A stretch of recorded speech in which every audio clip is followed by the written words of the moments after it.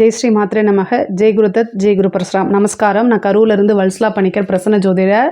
இன்றைக்கி நம்ம குரோதி வருடத்துடைய தமிழ் புத்தாண்டு பலன்கள் கடக ராசிக்கு எப்படி இருக்குன்னு பார்க்க போகிறோம். இந்த வருடம் பிறக்கிறது ஞாயிற்றுக்கிழமை, அதாவது 14/4/2024 ஞாயிற்றுக்கிழமை சஷ்டி திதியிலையும் தைத்துளை கரணத்திலையும் அதிகண்ட யோகத்திலையும் திருவாதிரை நட்சத்திரத்திலையும் இந்த குரோதி வருடம் பிறக்குதுங்க.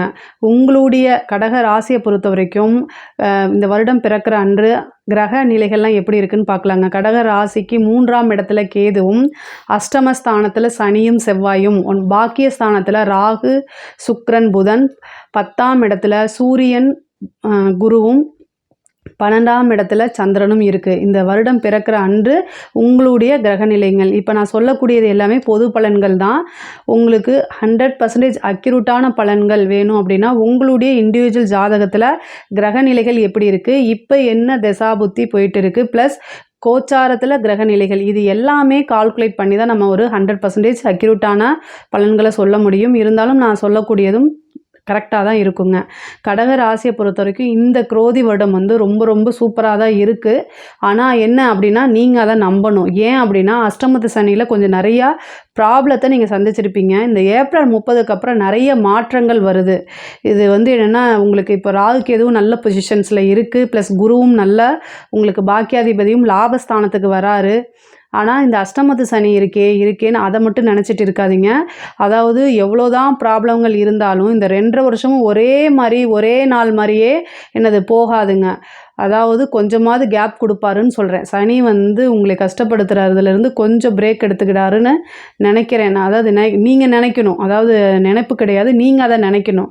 ஏன் அப்படின்னா 11ஆம் இடத்துல உங்களுக்கு குரு வராரு, 5ஆம் இடத்தை பார்க்குறாரு, 3ஆம் இடத்தை பார்க்குறாரு, ப்ளஸ் 7ஆம் இடத்தை பார்க்குறாரு. இது எல்லாமே நல்ல பிளேஸாக இருக்குது. குருவோடைய பார்வை இருக்கக்கூடியது நல்ல பிளேஸாக இருக்குது.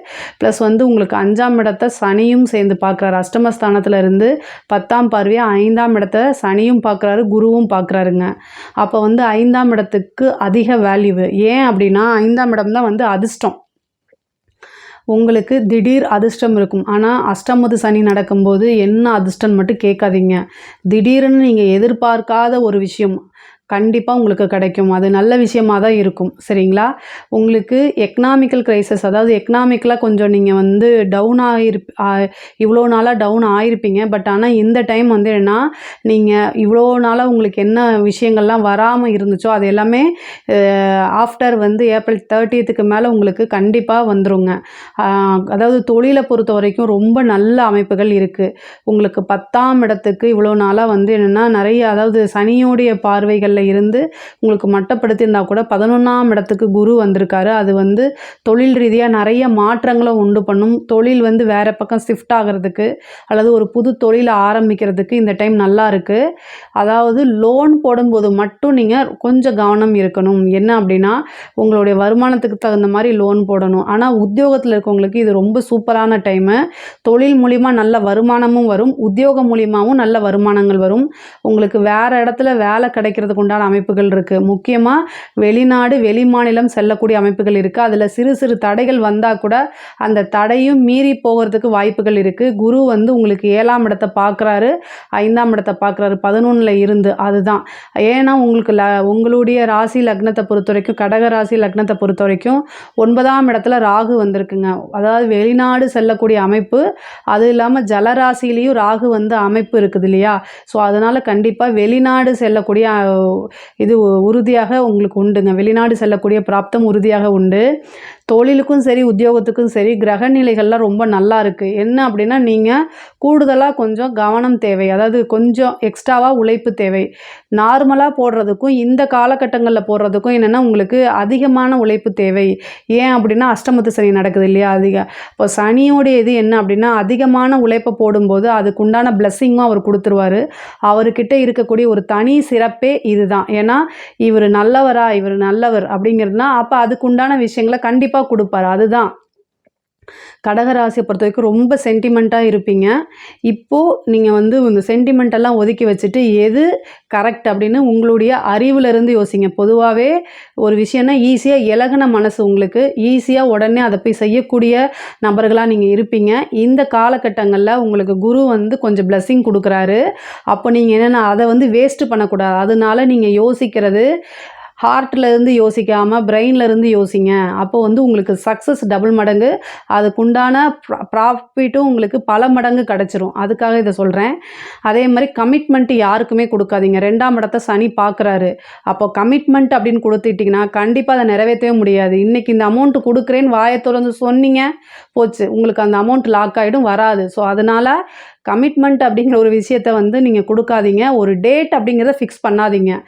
அந்த விஷயம் கமிட்மெண்ட் கொடுக்காம நான் எப்படி மேம் அப்படி நீங்கள் சொன்னீங்க அப்படின்னா அதை எப்படியாவது மேனேஜ் பண்ண பாருங்கள். நீங்கள் சொல்லலைன்னா கூட அதை கொண்டு வந்து கொடுத்துட முடியாது. நான் சொன்னால் தான் அதை வந்து சனி வந்து வேணுக்குன்னே பிடிச்சிட்டு வைப்பார். ஸோ கிரகங்களை எதிர்த்து போராடக்கூடாது, அவங்களோட வழியிலேயே போயிடணும். அதுக்காக தான் இவ்வளோ தூரம் சொல்கிறேன்.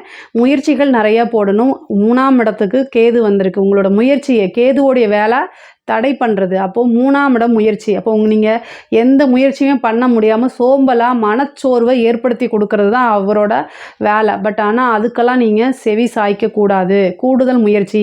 குருவும் 3ஆம் இடத்தை பார்க்குறாரு. அப்போ அந்த பிளெஸ்ஸிங் இருக்குது. ஒரு குருநாதர் வழிபாடு பண்ணுங்கள், எல்லாமே உங்களுக்கு சக்ஸஸாக இருக்கும். அதை விட 5ஆம் இடத்தை குரு பார்க்குறாரு. அப்போ வந்து என்னென்னா குருவோடைய ஆசீர்வாதம், ஒரு தெய்வ உபாசனை, இது எல்லாமே உங்களுக்கும் தெய்வ அனுகிரகம் உறுதியாக உண்டுங்க. நீங்கள் இவ்வளோ நாளாக இந்த கோயிலுக்கு போகணும், லாங்காக ட்ராவல் பண்ணி போகணுன்னு நினச்சிட்ருப்பீங்க. பட் ஆனால் அது உங்களுக்கு முடியாமல் போயிருக்கும். பட் ஆனால் உறுதியாக உண்டு. உங்களுக்கு நல்ல அமைப்பு இருக்குது.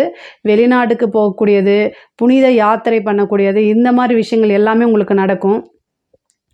அரசியல்வாதிகளுக்கு இது ஒரு சூப்பரான டைம். அஷ்டமத்து சனின்னு மட்டும் யோசிக்காதீங்க. பெரிய பெரிய அரசியல்வாதிகள் எல்லாமே வந்து 7 சனி, அஷ்டமது சனி, அர்த்தாஷ்டமது சனியில் தான் எல்லா விஷயமும் அவங்களுக்கு நடந்திருக்காது. பெரிய நல்ல விஷயமா இருந்தாலும் சரி, கெட்ட விஷயமா இருந்தாலும் சரி. ஆனால் உங்களுடைய எஃபர்ட்டு தான் வச்சுக்கோங்களேன். இது வரைக்கும் நீங்கள் வந்து ஜெயிச்சதே இல்லை, நிறைய தோல்விகளை தான் சந்திச்சிருக்கீங்க அப்படின்னா இந்த டைம், இந்த குரோதி வருடத்தில் மிகப்பெரிய லெவலில் உங்களோட வெற்றி இருக்கும்.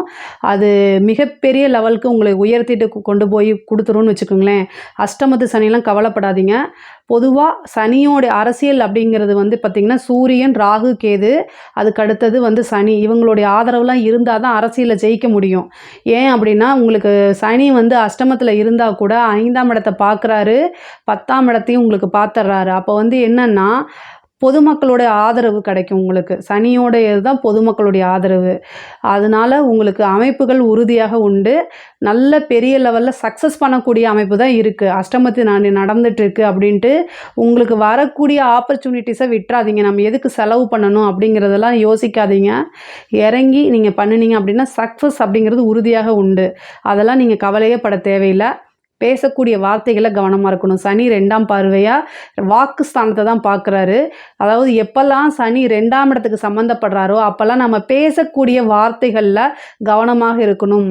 ஏன்னா நீங்கள் ஏதாவது ஒரு விஷயத்த சொல்ல போய் அது ராங்காக போகிறதுக்கு வாய்ப்பு இருக்குது. அதனால் நெகட்டிவ் இம்ப்ரெஷனும் உங்களுக்கு வரத்துக்கு வாய்ப்பு இருக்குது. அதனால் கவனமாக, கூடுதல் கவனத்தோடு நீங்கள் என்ன செய்யணும் அப்படின்னா பேசணும். ஏன் இவ்வளோ தூரம் சொல்கிறேன்னா குருவோடைய பார்வை 2ஆம் இடம் வாக்கு ஸ்தானத்துக்கு இல்லைங்க, சனியோடைய பார்வை மட்டும்தான் இருக்குது. அதனால தான் இவ்வளோ தூரம் அழுத்தி சொல்கிறேன். கலைத்துறையை சார்ந்தவங்களுக்கு இந்த வருஷம் வந்து ரொம்ப ஜாக்கிரதையாக இருக்கணும். ஏன்னா ராகு 9ஆம் இடத்துல இருக்குது, சனி அஷ்டமத்தில் இருக்குது, 3ஆம் இடத்துல கேது இருக்குது. இது எல்லாமே என்னென்னா ஒரு நெகட்டிவ் இம்ப்ரெஷனாக தான் உங்கள் மேலே கொடுக்கறதுக்கு வாய்ப்புகள் இருக்குது. எனக்கு நெகட்டிவாக இருந்தாலும் சரி, பாசிட்டிவாக இருந்தாலும் சரி, எனக்கு பப்ளிசிட்டி போதும்னு நினச்சிங்கன்னா தாராளமாக நீங்கள் ட்ரை பண்ணலாம். இல்லை அப்படின்னா ஒவ்வொரு விஷயமும் பார்த்து பார்த்து நீங்கள் ட்ரை பண்ணணும். இல்லை அப்படின்னா ஒரு மார்க் உங்கள் மேலே விழுந்துருச்சு அப்படின்னா அது லைஃப் லாங்காக இருக்கும். அஷ்டமத்து சனியில் வந்து பார்த்திங்கன்னா கலைத்துறைக்கு வந்து பார்த்திங்கன்னா ஒரு நெகட்டிவ் மூலியமாக தான் உங்களை பிரபலியமே படுத்தும். பட் ஆனால் அது எனக்கு ஓகே அப்படின்னா வாய்ப்புகள் எப்படியாவது கிடச்சா போதும்னா உறுதியாக நீங்கள் ட்ரை பண்ணுங்கள். அது மூலியமாகவும் பிரபலியமாகிறதுக்கு வாய்ப்பு இருக்குங்க. அதே மாதிரி சொத்துக்களில் இருந்த உயில் சொத்துக்கள் இவ்வளோ நாளாக நீங்கள் கேஸ் போட்டிருப்பீங்க, அதெல்லாம் ஜெயிக்காது அப்படின்னு நினச்சிட்டு இருப்பீங்க. அந்த உயில் சொத்து வரும், பினாமி சொத்து வரும் இந்த அஷ்டமத்து சனியிலையும். ஏன்னா உங்களுக்கு குருவோடைய பார்வை 9ஆம் இடத்துக்கு இருக்குது. அதனால் திடீர்னு என்னன்னா 9ஆம் இடத்துலையும் ராகு இருக்குது. யாரோ ஒருத்தங்க பணத்தை வந்து உங்கள் பேரில் பினாமி ஆக்கிடுவாங்க, உங்களே பினாமி ஆக்கிடுவாங்க. வேற ஒரு பணம், உழைக்காத வருமானம், அதாவது திடீர் அதிர்ஷ்டம் அப்படின்னா புதையல் அப்படின்னு சொல்கிறேன்னா மண்ணுக்கடியில் தோன்றது கிடையாது. புதையல்னா உழைக்காத வருமானம் தாங்க. ஸோ அப்போ என்னென்னா பினாமி ஆகிறதுக்கு வாய்ப்பு இருக்குது. திடீர்னு ஒரு விஷயம் செஞ்சுருப்பீங்க, அது லாட்ரி அடிக்கிறதுக்கு வாய்ப்பு இருக்குதுன்னு வச்சுக்கோங்களேன். திடீர்னு ஒரு அதிர்ஷ்டம் வரும், உயில் சொத்துக்கள் வரும். அதாவது குழந்தையே இல்லாமல் இருப்பாங்களா, அவங்களோட சொத்துக்கள்லாம் உங்களுக்கு வரதுக்கு உண்டான அமைப்பு இருக்குது. 7ஆம் இடத்தை களத்திர ஸ்தானத்தை குரு பார்க்குறாரு. கல்யாண பிராப்தம் உறுதியாக உண்டு. திருமணம், அதாவது லவ் மேரேஜுக்கு அதிக வாய்ப்பு இருக்குது. 5ஆம் இடத்தையும் குரு பார்க்குறாரு, 7ஆம் இடத்தையும் வந்து குரு பார்க்குறாரு.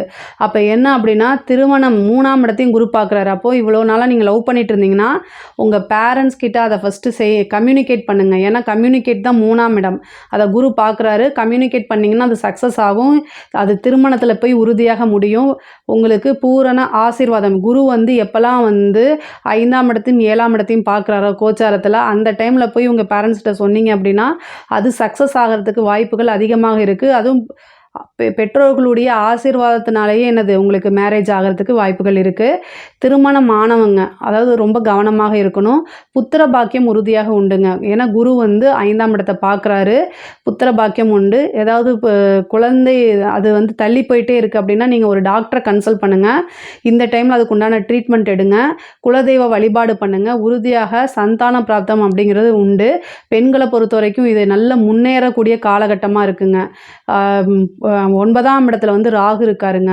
நீங்கள் செய்யக்கூடிய சின்ன சின்ன விஷயங்கள், நீங்கள் செய்யக்கூடிய பிஸ்னஸ் ரீதியான விஷயங்கள், திடீர்னு வந்து ஒரு சின்ன சின்ன ப்ராடக்ட் தான் போட்டுட்ருப்பீங்க, அது பெரிய லெவலில் சேல்ஸ் ஆகும். உங்களோட பிஸ்னஸை அடுத்த கட்டத்துக்கு வந்து கொண்டு போகிறதுக்கு வாய்ப்புகள் இருக்குது. நீங்கள் வந்து உங்களுடைய குடும்பத்தார்கிட்ட இருந்து அவங்கக்கிட்ட அனுசரணை பண்ணி அவங்களோட ஆதரவை தேடிக்கணும். இல்லை அப்படின்னா ஒருத்தருனாலே உங்களால் மேனேஜ் பண்ண முடியாது. இந்த அஷ்டமத்து சனி என்ன கொடுக்கும் அப்படின்னா உங்களுக்கு நீங்கள் வளர்ந்து வரக்கூடிய காலகட்டங்களில் உடல் ரீதியாக உங்களால் வந்து போக முடியாத அளவுக்கு கொடுத்துரும். திடீர்னு ஒரு தலைவலி, காய்ச்சல். ஆனால் இன்றைக்கி ஏதாவது நம்ம பண்ணணும் அப்படின்னா திடீர்னு ஒரு குடும்பத்தோட ஆதரவு வந்துச்சுன்னா அது உங்களுக்கு கிடச்சிரும் இல்லையா? ஸோ இது குடும்பத்தோடைய ஆதரவை தேடிக்கங்க. கணவன் மனைவி வந்து அனுசரணையாக செல்லக்கூடிய காலகட்டம். ஏன்னா அஷ்டமத்து சனி இருக்குது. தாயாருடைய உடல்நிலையிலும் ரொம்ப கவனமாக இருக்கணும். தாயாருடைய சொத்துக்கள் வந்து சேரும். தந்தை வழியில் இருக்கக்கூடிய சொத்துக்களும் சேரும். 9ஆம் இடத்துல ராகு இருக்கனால முக்கியமாக தாய் தந்தைக்கு உடல்நிலை பாதிப்புகள் ஏதாவது இருந்தால் நீங்கள் உடனே டாக்டரை போய் கன்சல்ட் பண்ணணும். மருத்துவ செலவு உறுதியாக உண்டுங்க.